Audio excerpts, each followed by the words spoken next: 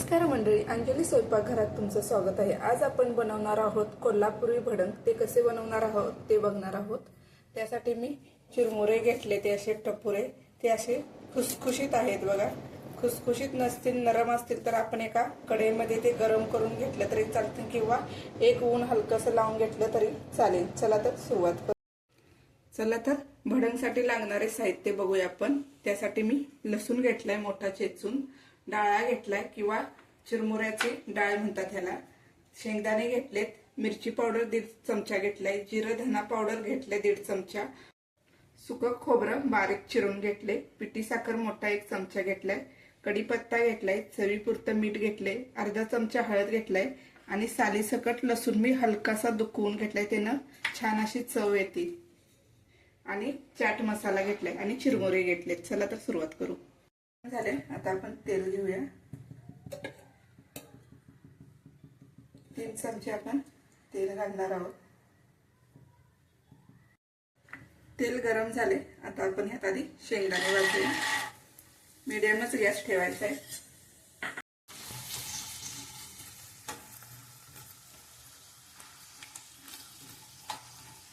भाजून झाले शेंगदाणे, आता आपण काढून घेऊया।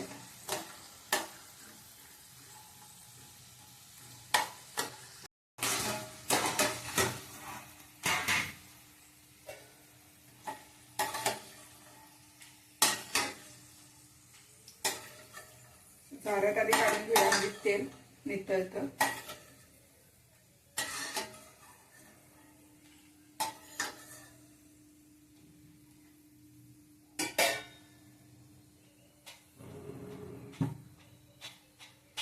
एका प्लेटमध्ये काढून घेऊया।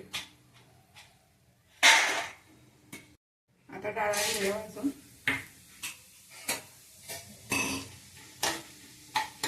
त्याला वेळ लागत नाही, भाजलेलाच असते। नुसता तेलातून आपण घ्यायचं, काढून घेऊया। खोबरं भाजून घेऊ।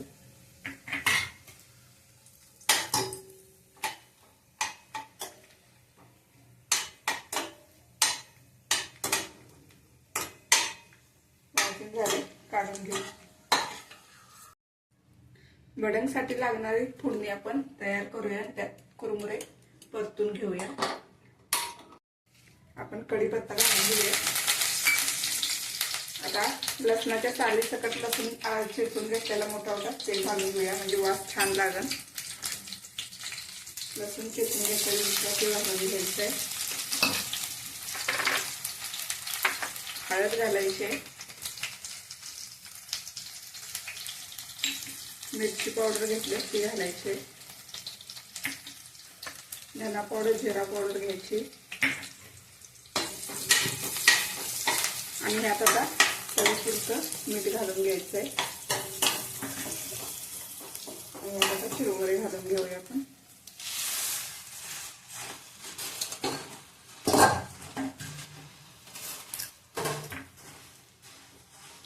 आणि परतून घ्यायचंय।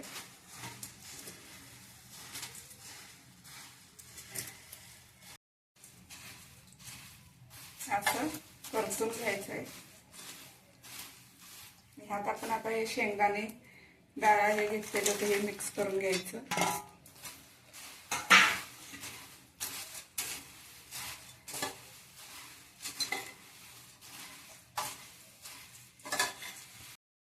आता हे परतून झाले, आपण ह्यात आता थोडासा चाट मसाला टाकूया आणि मिक्स करून घेऊया। आता मिक्स करण्यासाठी हे सर्व मी एका परातीमध्ये वतून घेते।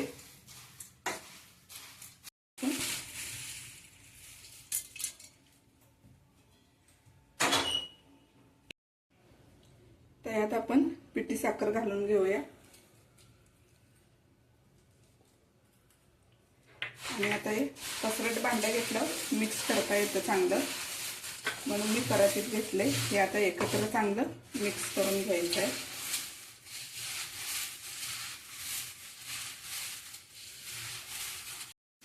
चिरमुऱ्याचा आवाज येत असेल कसा खुसखुशीत असे भाजले गेले। भडंग आपली आता तयार आहे। आता ही चांगली खुसखुशीत राहण्यासाठी हवाबंद डब्यामध्ये भरून ठेवल्यास 1 महिना चांगली राहते.